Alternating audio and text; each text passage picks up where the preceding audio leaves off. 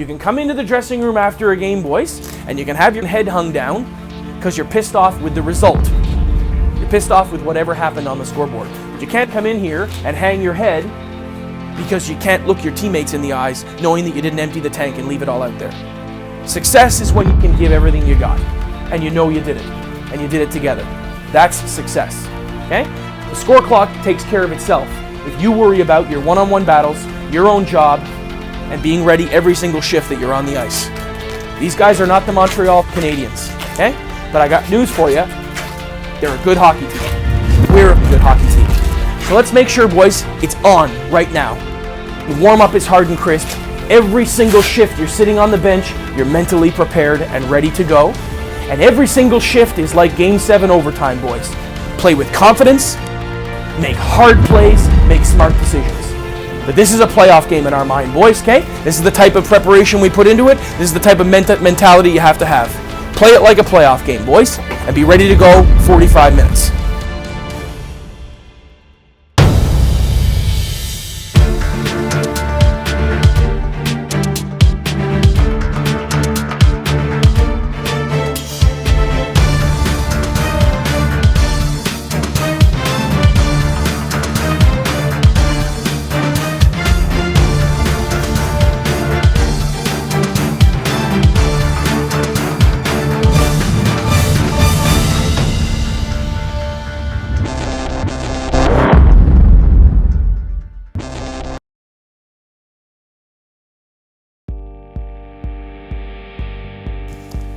"22 hockey players have been selected to play in the most elite high school hockey team in Montreal. Coached by Kirk Lano at Lower Canada College, they are persistent, strong, and aggressive.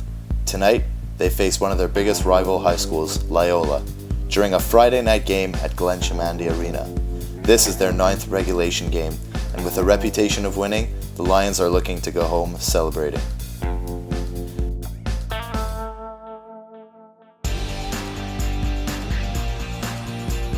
In October, only 2 months into the school year, LCC juvenile hockey coach Kirk Lano held tryouts for his hockey team. 22 players aging 15 to 18 were invited to participate on this team.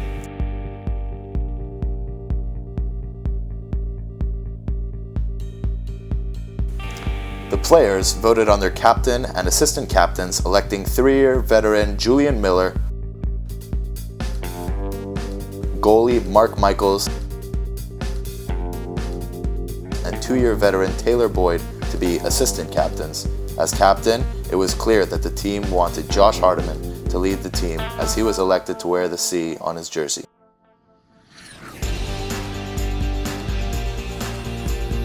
Earlier in the season, the Lions reigned victorious in both regulation and tournament games, beating Lindsay Place High School, École Secondaire des Sources, and Selwyn House School, another longtime rival, right at the beginning of the season.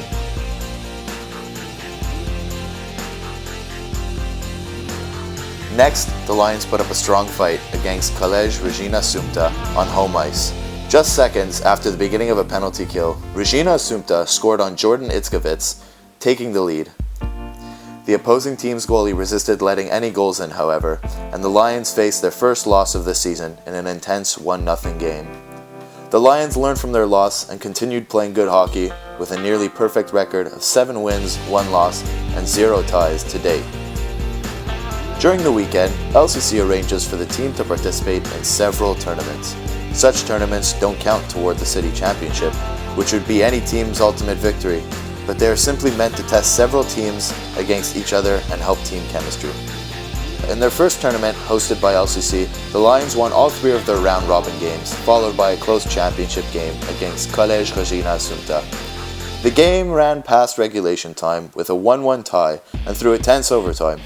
In shootout, Mark Michaels, goalie, maintained his resistance, and number 8, G, scored the first goal to give the Lions the upper hand. The next shooter from Regina Assumpta, however, scored, tying the shootout and bringing it to its 4th round. After another 2 great saves by Mark Michaels, Fred Kansgray, number 14, scored, and another save by Mark solidified the win by the Lions. They had won their first tournament championship on home ice.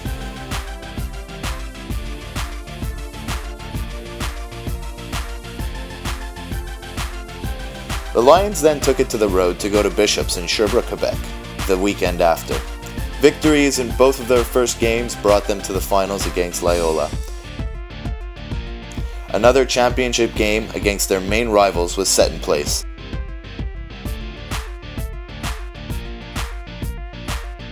The Lions beat Loyola to take home another tournament championship.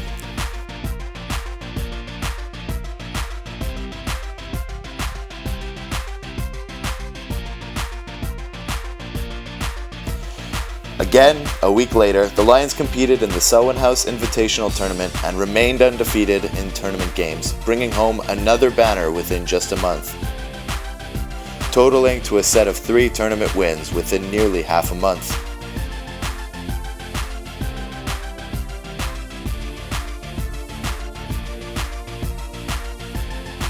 Today, after 8 season games and 10 tournament games, the Lions have a nearly perfect record with only 1 close loss. Alright, before the Loyola night game, I was really nervous. There's a huge rivalry between us and Loyola, and there's also a lot of fans coming out, so I was definitely nervous. Why did I not play in the Loyola game? I mean, you'd have to ask the ref. Kicked me out the game before for a hit from behind. Or the day before, Scotty Colton hit someone from behind, and coach told me I was going to have to play center on the first line in his place. And I was feeling very, very, very nervous. Tonight, however, they will face their longtime rivals with a full team on each bench. The arena is packed with fans and viewers watching at home. Tonight, the pressure is at its highest yet.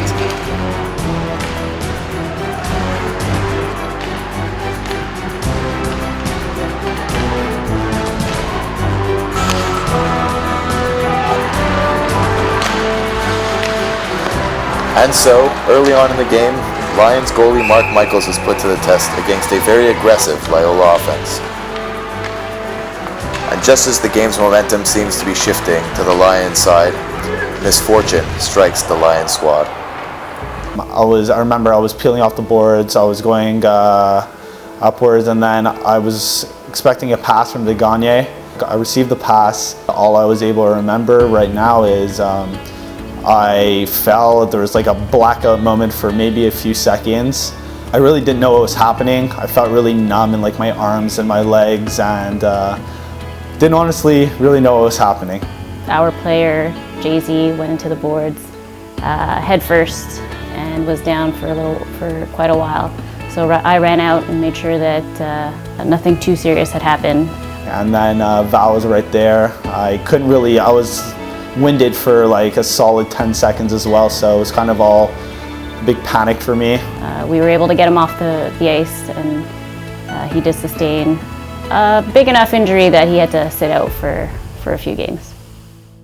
As the team's physiotherapist Val rushes onto the ice, Coach Lano gives a speech of pep talk going into a 5-minute power play.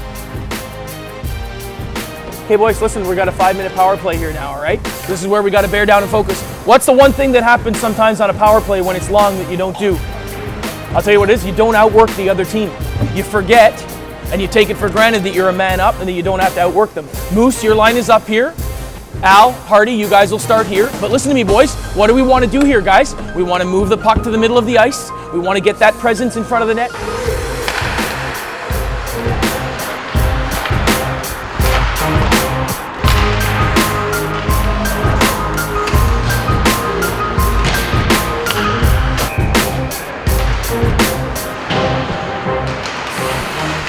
And just 2 minutes into the power play, left winger G scores the opening goal, putting his team on the board.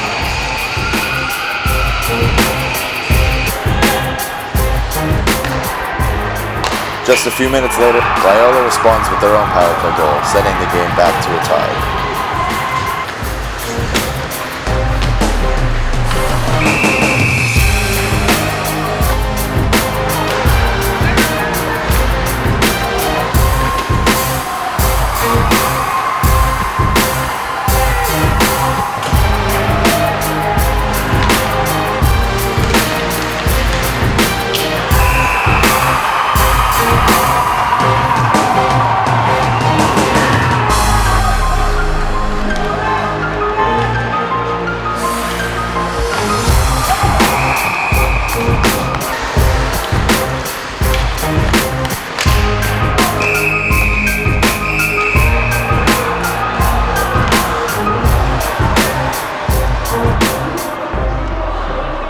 Late in the second period, winger Brandon McInnes-Morris is given a penalty after a confrontation in the Loyola zone.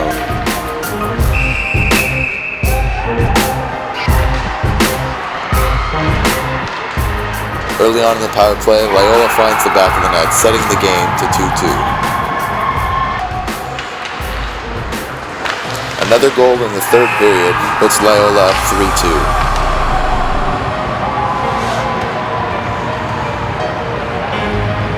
In an effort to tie up the game for the third time, LCC forward Taylor Boyd takes the puck up and passes it to Brandon McInnes-Morris, making the score 3-3.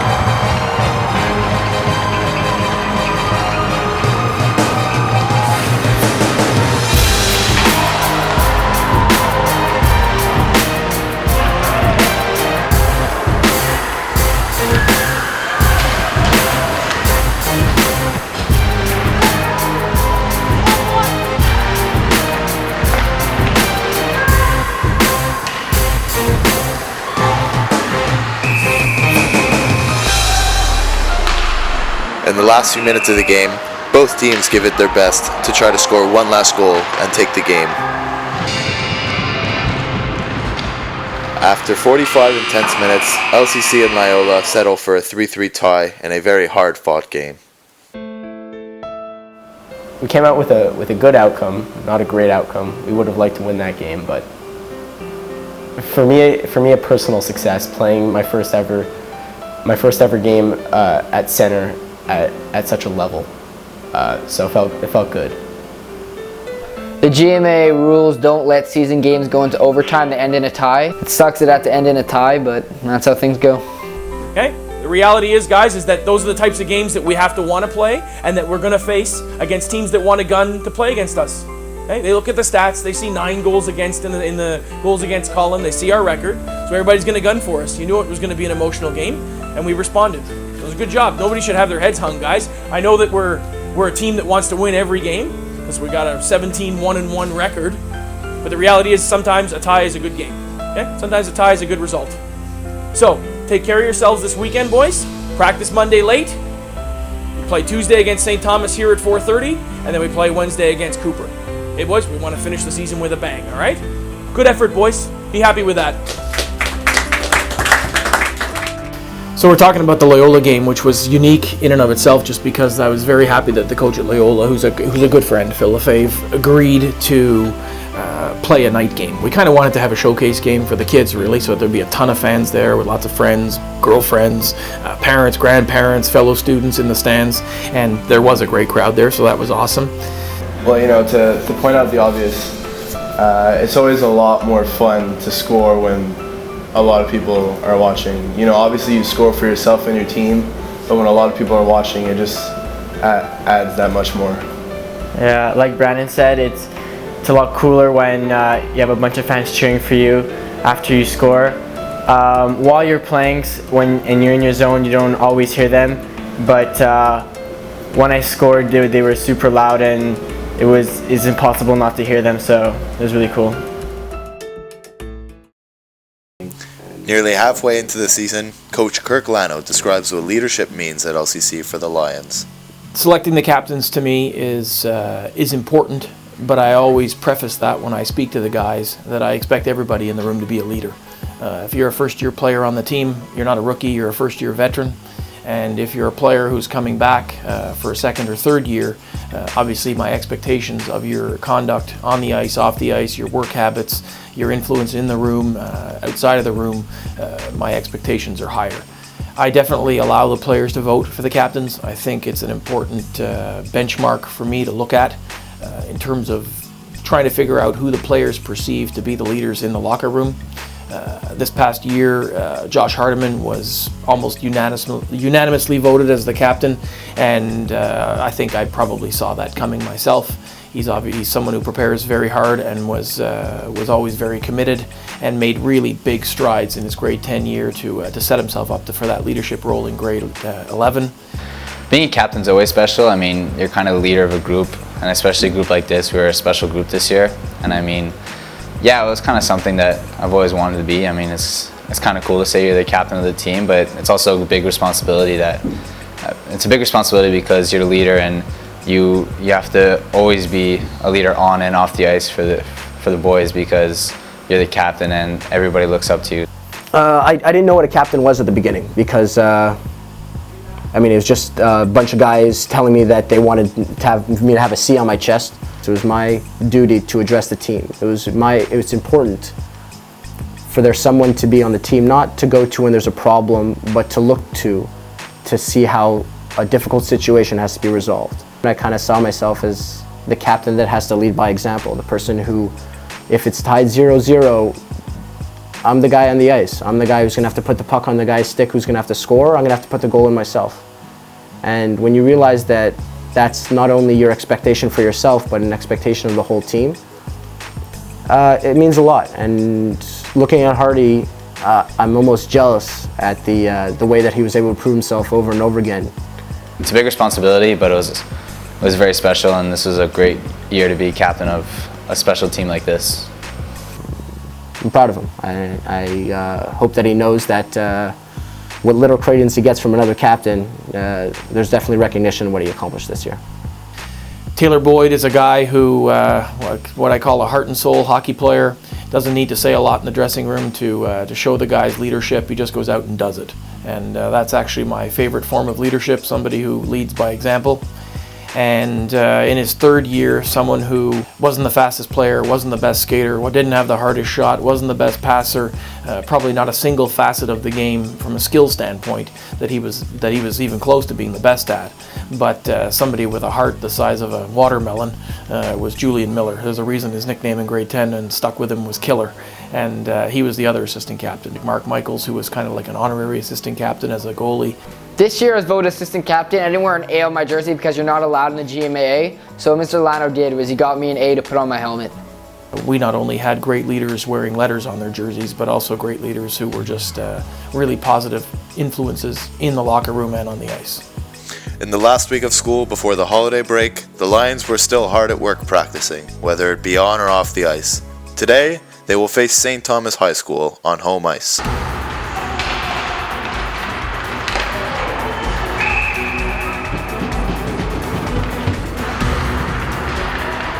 The Lions were on top of their game against St. Thomas, as LCC proves that their offense is to be reckoned with.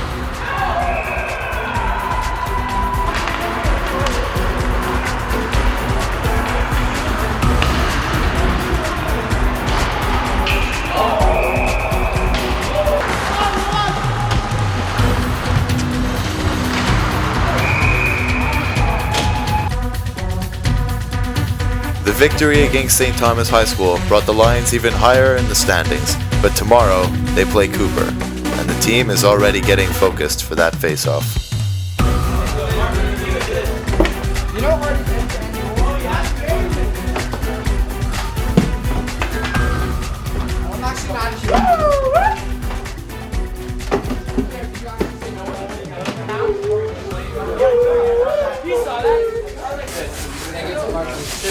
Hey boys! Shh, shh, shh, shh. Jay-Z. Hey!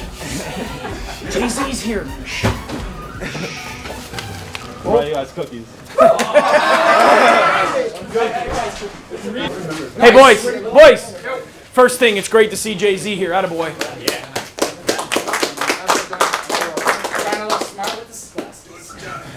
So who gets the helmet today?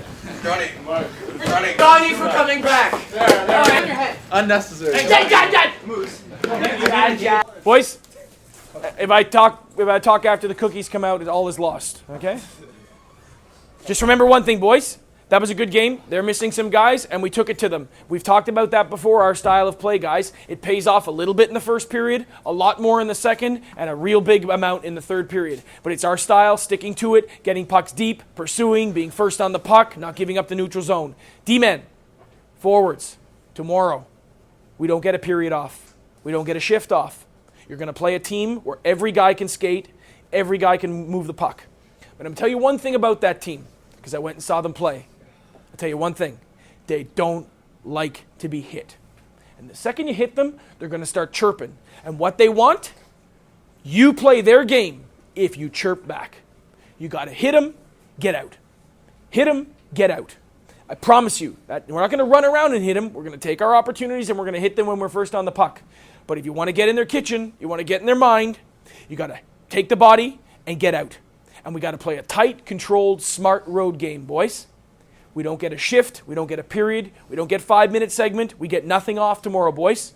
The mental preparation has to start when we get on the bus. And I'm going to be able to tell on your first shift whether you're in it or not. Because I'm not joking. Tomorrow you're going to have to work your hardest every single shift. And I know you can't work as hard in the third period as you did in the first because you get a little bit tired, but so do they. But you've got to work as hard as you can every shift. That's going to be the key to tomorrow. Okay? So the mental preparation starts the second we get on the bus. It starts now.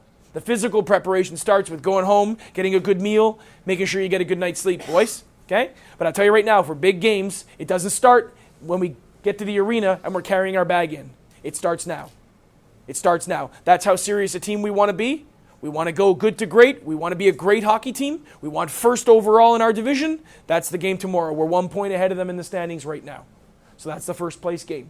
But it's also a statement game, boys. We get a chance to make a statement. A statement about who we are as a team. How committed we are to winning. How tight we are as a team. How committed we are to executing the system. How disciplined we can be. We make a statement tomorrow. So, great win. Accomplish what we wanted, okay? But now we get ready for tomorrow, boys, because tomorrow's the real test. Good job, boys. So I think every guy on the team remembers our last game before the Christmas break. It was a Wednesday. It was in Pierrefonds against Cooper in their rink. They might have had one loss at that point, or they were undefeated, and we had one loss as well. So it was a rivalry for first place. I like to play good teams. I don't like to win by going in through the back door, and so every year, Cooper is a team that is, very fast, always very skilled. Leading into that game against Cooper, I think I didn't know what to expect. I had seen them play once, and I knew they were a high-powered team. You could tell by looking at the standings that they'd scored an average of 6 or 7 goals a game. And it was important to me and to Coach Chatterson and Moreau's. We wanted to go into that game with the idea that we would use our 4 lines, we'd try and match them head-to-head, and let the chips fall as they may. After lunch on December 19th, the Lions take it to the road to compete against the Cooper Kodiaks in one of their 2 regular season matchups. The mental preparation for such a game is obviously key, and the stakes are high since the Lions hope to prove that they will be the team to beat in the playoffs.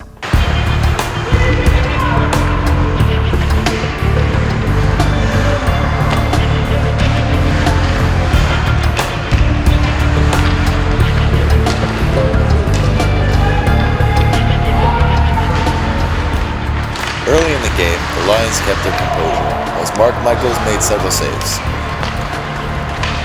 After getting a penalty called, Cooper played a quick game, scoring 6 rapid goals.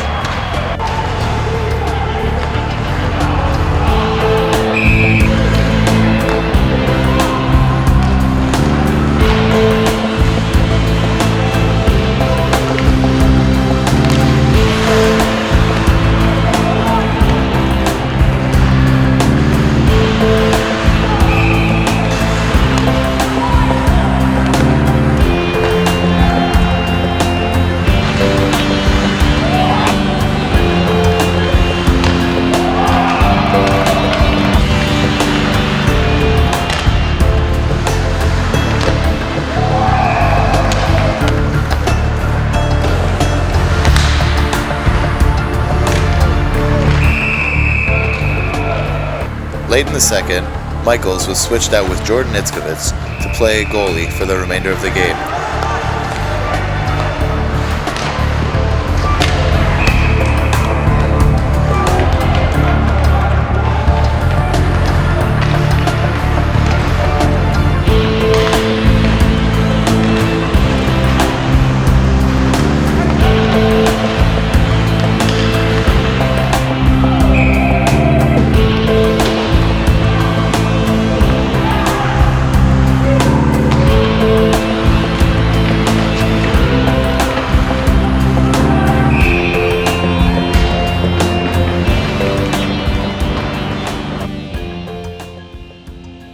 First Cooper game where we got smoked like 7-2.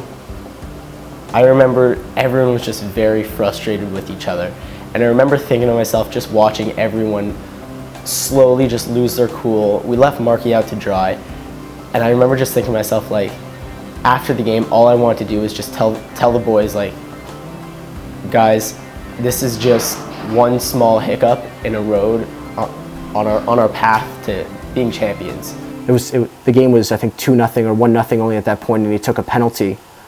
And after that, the floodgates exploded. I think they ended up scoring 3 or 4 more goals in that period. There's no doubt in my mind that the 7-2 drubbing that we took was probably one of the most important turning points in the season for us. Because in reality, we gave up 6 goals in the first half of the game, and the second half of the game we won 2-1. I think some of the guys were a little bit intimidated going into the game. They'd been looking at the stat sheets and the standings, and then all of a sudden I think they realized, hey, you know what, guys, we can play with these guys. And so the second half of that game was very good. For me as a coach and as a coaching staff, we realized that in preparing for our next game against Cooper, approximately 4 weeks later in the regular season in January, we knew we'd have to make some adjustments. Some personnel adjustments, some line juggling, some special teams adjustments. And I also wanted the players to realize that in terms of the mental toughness that they would need to beat that team, the type of preparation, the type of mental state you need to be in from the moment you arrive at the rink to the time you get on the ice, that's how you raise your level of performance. On the next episode of Day In, Day Out, the Lions will face Cooper one more time at home ice. They will also play in their final tournament of the season, the Howard S. Billings Invitational Tournament. The LCC Lions rest at second place in their division as they enter the new year, and have high hopes for the remainder of the season.